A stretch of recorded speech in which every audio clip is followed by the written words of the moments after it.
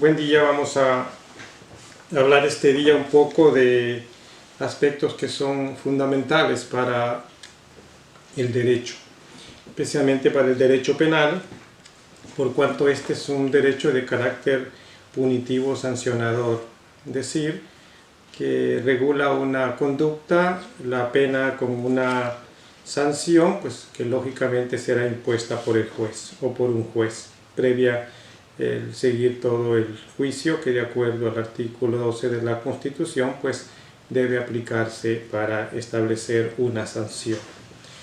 Pues bien, importante comenzar un poquito hablando de tanto de los principios como de los derechos y garantías que establece el Código Penal para toda aquella persona que va a ser sujeta de un proceso.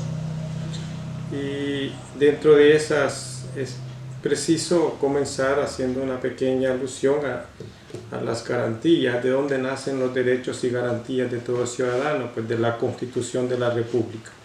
Es esta la que establece los derechos que se tienen como parte del Estado salvadoreño desde el momento en que es concebida una persona. Y todos aquellos derechos que la Constitución regula a favor de todo ciudadano, pues debe de respetarse y protegerse. El derecho de toda persona llega, pues, lógicamente hasta donde comienza el derecho del otro.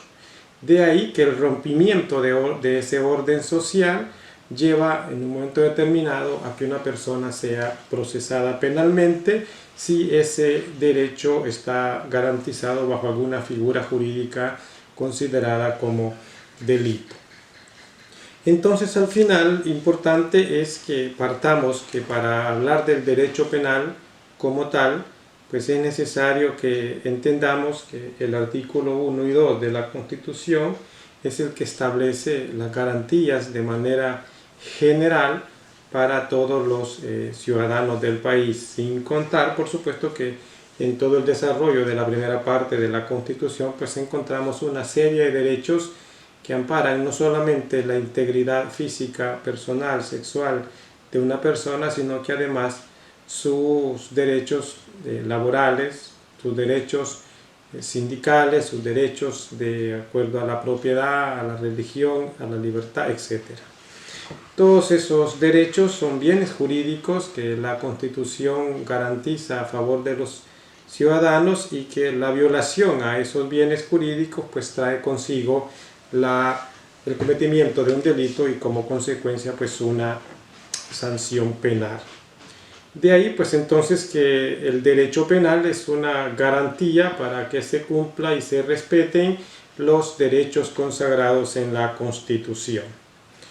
Mas el que el Estado designe o delegue la facultad de sancionar en un determinado órgano, como es en este caso el órgano judicial, y a través de los juzgadores, no quiere decir que hay una ilimitada facultad a perseguir a todo aquel que cometa un delito, no importa cuál sea su situación, pues hay que perseguirlo y hay que meterlo preso. No es esa facultad represiva ilimitada la que se le da a los administradores de justicia ni a los órganos auxiliares de la administración de justicia, sino que todo procedimiento debe de estar regido por principios que se constituyen en el límites a ese poder del Estado conocido como ius puniendi. Y esos límites son el campo mediante el cual pues deberá de regirse toda la investigación y todo un procedimiento. De ahí entonces la importancia de encontrar en la Constitución de manera tácita el respeto, por ejemplo, al debido proceso, en que es necesario que se respete el procedimiento establecido por la ley. Y el irrespeto a pues va a generar una inseguridad jurídica contraria a lo que la Constitución busca con el ejercicio del poder penal. Entonces, esos principios que limitan la aplicación de una determinada sanción es lo que se conoce como límites al ius puniendi. Pues bien, es importante abordar los principios más básicos como parte del aprendizaje que se tiene, porque Estos principios muchas veces nosotros tendemos a verlos como principios para una específica función, cuando realmente los principios que regula la Constitución son principios generales. Principios que deben de verse en 2 o 3 ámbitos diferentes. Debe de verse, por ejemplo, durante se está formando una ley por el órgano legislativo. También debe de verse o deben de respetarse cuando se está aplicando un procedimiento al caso concreto. Y por último, deben de tomarse en consideración al momento en que se va a aplicar una sanción o una pena. De ahí entonces la importancia de conocer los principios, al menos de forma genérica. ¿Por qué? Porque no vamos a venir a interpretarlos erróneamente creyendo que solo son al momento en que el juez los tenga que aplicar en el procedimiento. Incorrecto esa apreciación, porque estos principios los debe de ver el legislador desde que establece una norma para que ésta sea de carácter constitucional. La debe de ver el juez al momento en que aplica el procedimiento para que éste cumpla con el debido proceso, y lo debe de determinar también el juez cuando va a aplicar una pena para que ésta esté dentro de los límites que se establecen para lograr el objeto final del proceso, que no es solamente sancionar y mandar un mensaje a la población que nadie se va a quedar en la impunidad, sino que además busca el derecho penal, el de resocializar, el de readaptar, el de lograr que la persona que violentó esa norma pueda volver a la sociedad y convivir con esta de manera diferente y con una conciencia distinta al momento en que cometió el hecho. Entonces vemos que no es así nomás ver un principio de forma genérica. Bien, pues empezaremos hablando del principio de dignidad humana, que de manera expresa no lo vamos a hallar en nuestra Constitución, pero es que la dignidad humana es una serie de valores que un ser humano tiene. Dignidad humana no es, como se suele hacer, que se confunde con el derecho al honor. El honor es parte de la dignidad humana. El honor es una especie dentro de todos los valores que el bien dignidad humana tiene. Entonces debemos de resumir que dignidad humana incluye todos los derechos y garantías que la Constitución establece a favor de una persona. Desde el artículo 1 al artículo 2, por ejemplo, donde señala todos los valores que para el Estado representa una persona. El honor, la intimidad y la propia imagen de la persona son otros elementos que constituyen esa dignidad humana. Entonces debemos ver que dignidad en sí es el ser, es la propia persona, es toda la persona en sí. Y lo que se haga con ella, violentándole cualquier derecho o al menos poniendo en peligro cualquiera de sus derechos, están atentando contra la dignidad humana.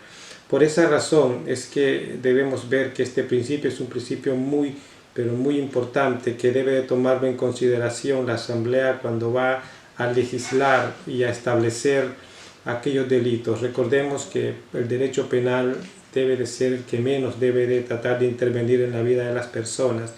Por eso, para hablar de la dignidad humana, el legislador, el juez, al momento en que aplica el procedimiento, el juez al momento en que aplica la pena, debe de determinar, por ejemplo, que solo se van a establecer como sanciones o como delitos aquellos que afecten esencia de derechos fundamentales de la persona. Es decir, no cualquier acto debe ser considerado delito, porque en sí un proceso penal es un accionar que atenta contra la dignidad humana y no debe de ser cualquier derecho o cualquier acto el que se debe regular como delito. También debe de regularse, el legislador debe tener mucha precaución cuando establece en la norma el trato que se le va a dar a la persona durante el procedimiento. Y por último, debe de prohibir el legislador en toda norma que se utilicen tratos inhumanos o degradantes. Repito, para evitar confusión, que el principio de dignidad regulado en el artículo 2 de la Constitución, 1 y 2 de la Constitución para mí, y en el 2 del Código Penal, obliga al legislador y obliga al juez en todo momento a prohibir aquellas acciones que violenten sus derechos como persona. Es decir, el ser un imputado no significa que no tiene derechos. Entonces el legislador debe velar porque en todo procedimiento o en toda normativa no se establezcan normas que vayan a afectar la esencia de los derechos fundamentales de esa persona. Debe asegurarse el juzgador y el legislador de que a la persona durante un procedimiento o durante la realización de cualquier acto se le respete el trato que como persona merece. Y por último, prohibir tratos inhumanos y degradantes. De esa manera, entonces la norma que se establezca o el procedimiento que siga el juez será respetuoso de la dignidad humana. En cuanto al principio de legalidad, está establecido en el artículo 8 de la Constitución y en el artículo 15 del Código Penal. ¿Esto qué significa? Significa que en toda norma y en todo procedimiento, el legislador cuando la establezca y el juzgador cuando la aplique, debe de evitar que se violente la norma. Todo procedimiento está regido por el principio de legalidad. Recordemos que el artículo 8 de la Constitución dice que nadie está obligado a hacer lo que la ley no manda, ni a privarse de lo que la ley no priva. De ahí entonces que en un proceso penal el juez debe en todo momento de aplicar la ley de manera restrictiva. Es decir, no puede el legislador, el juzgador, interpretarla de manera amplia, ni debe el legislador, dejar una norma demasiado en blanco que permita que pueda ser interpretada de cualquier manera y que pueda generar una interpretación en detrimento del imputado.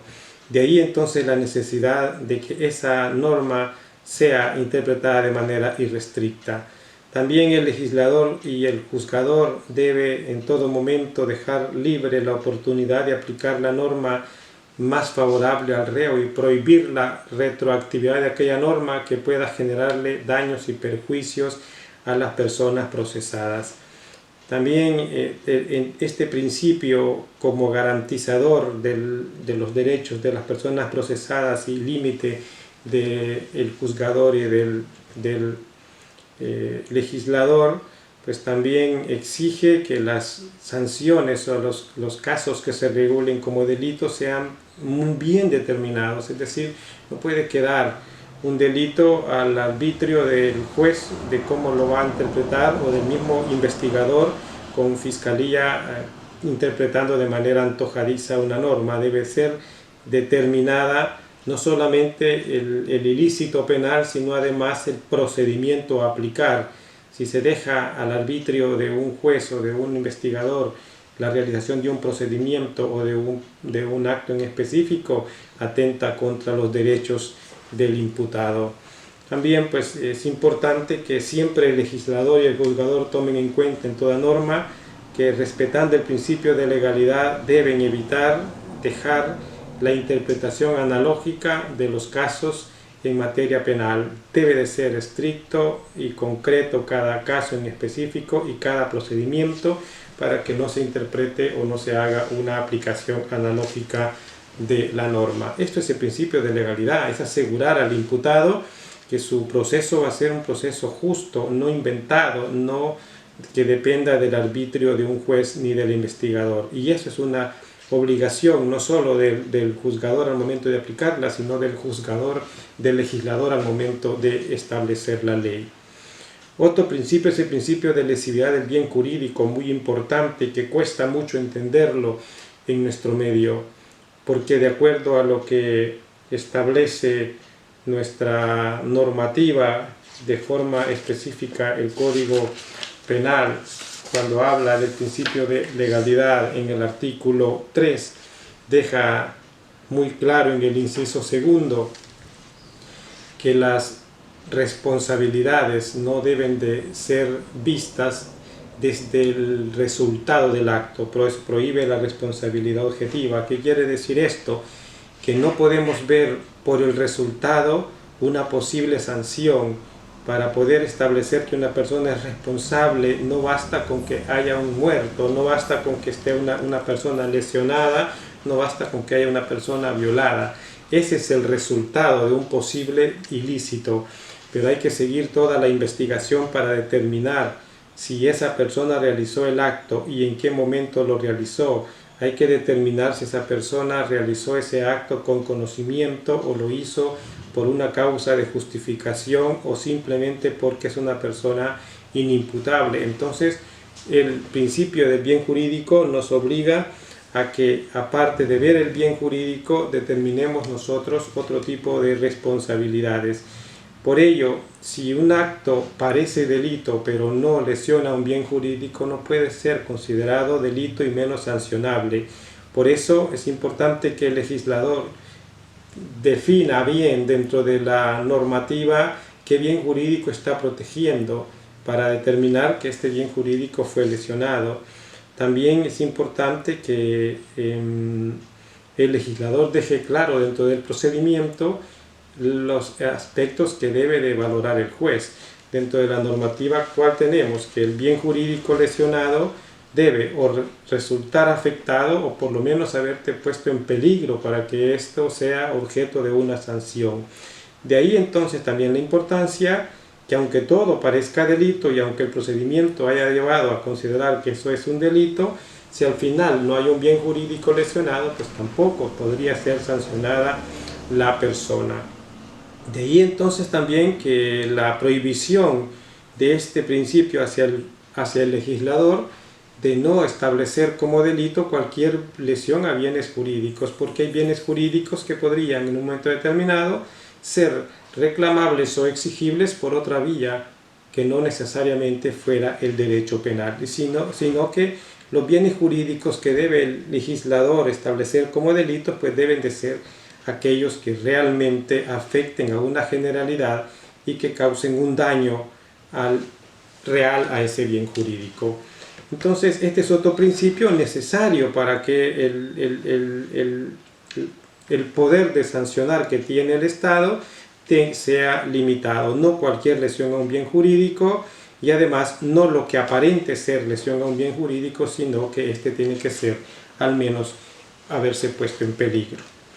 El otro principio básico es el principio de intervención mínima regulado en el artículo 8 de la Constitución y relacionado con el 11 de la misma Constitución, que no es otra cosa más que el hecho de que el Estado debe tratar de intervenir lo menos posible en la solución de los conflictos.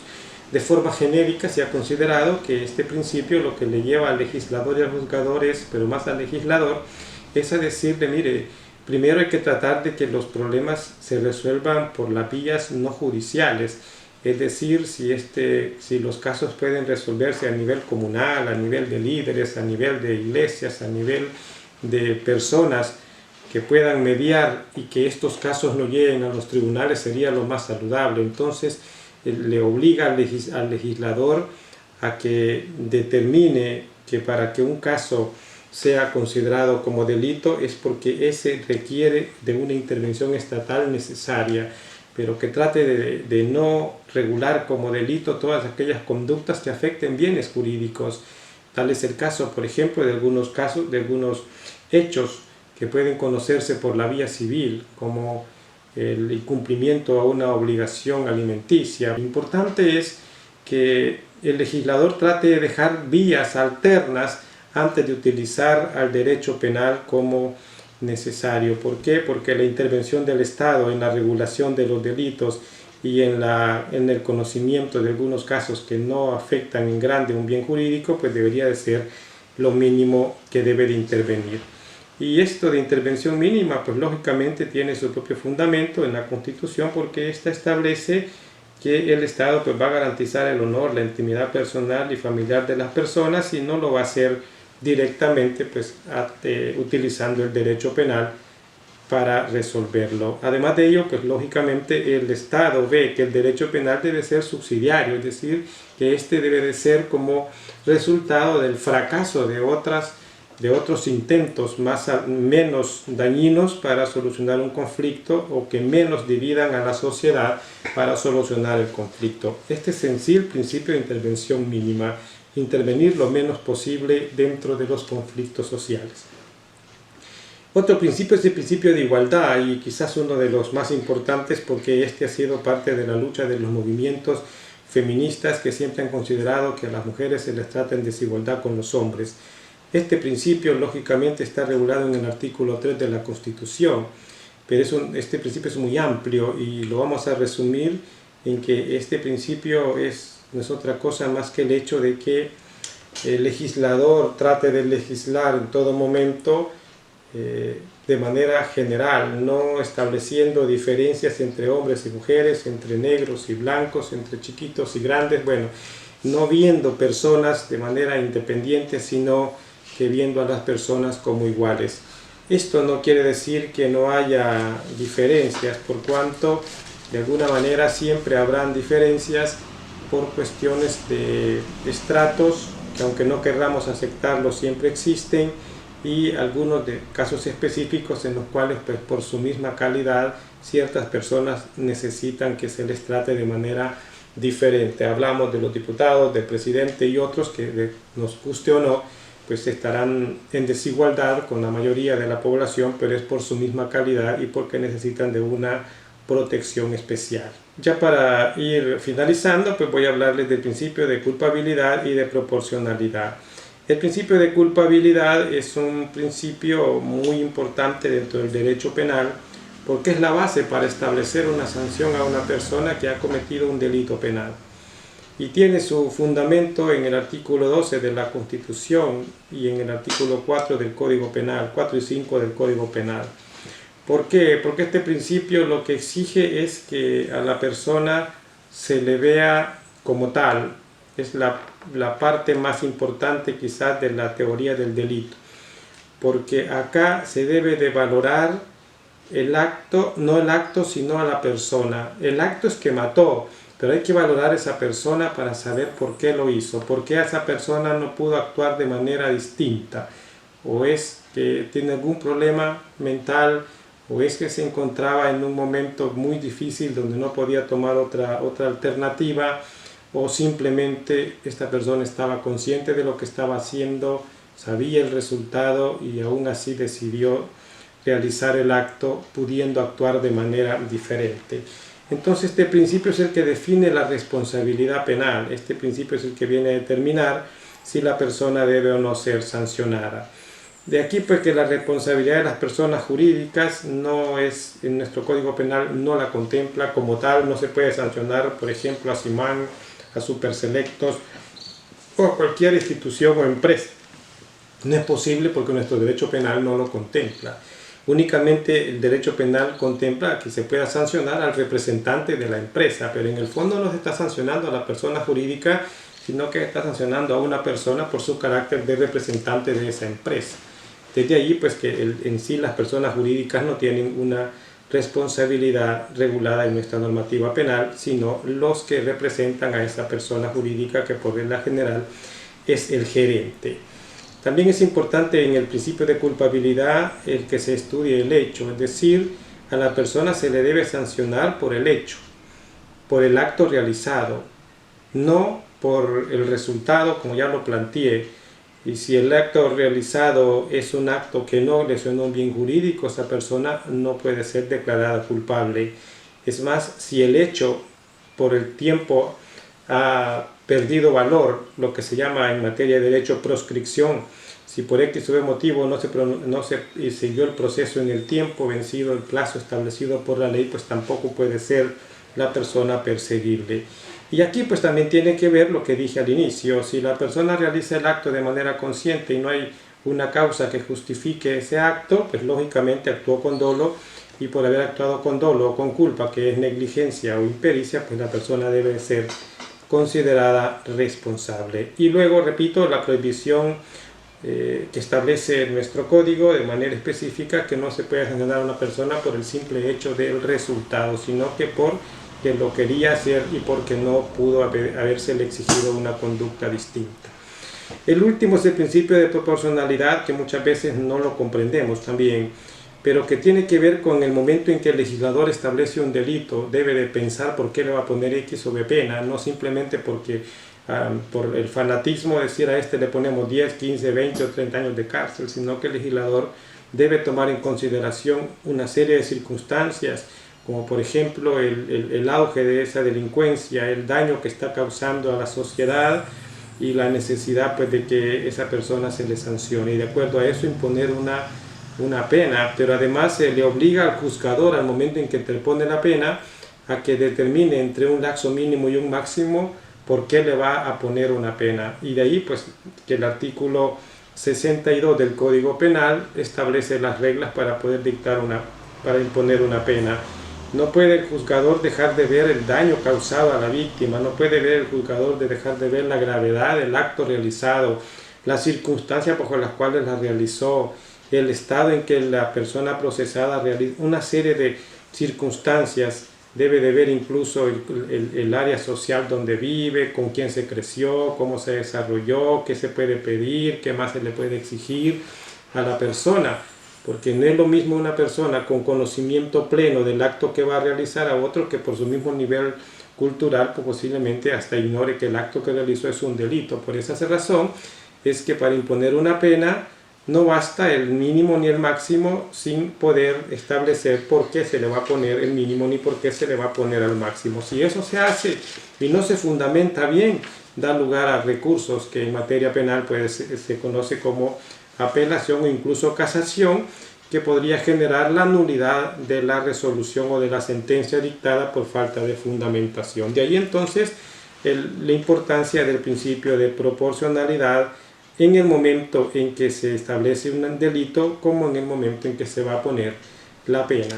A grosso modo estos son los principios que limitan el jus puniendi. Entonces vemos que no es tan fácil ni tan libre que un juzgador ponga la pena que quiera. Puede ser declarado nulo su acto si no lo fundamenta. También es importante ver que no va a depender del juzgador el procedimiento. La ley ya establece los requisitos y el cumplimiento obligatorio a la legalidad y al debido proceso, ni tampoco debe quedar al arbitrio de nuestro juzgador, de nuestros legisladores, establecer los delitos que ellos quieran, cuando ellos lo quieran y como lo quieran, sino que estos también deben de tomar en consideración todos estos principios, porque la violación a uno o varios de ellos pues genera que la misma ley pueda ser considerada inconstitucional por la Sala de lo Constitucional o ser inaplicada una norma por parte de los jueces aplicando el famoso control difuso de la Constitución o el famoso control de convencionalidad o de que hace referencia a los tratados internacionales.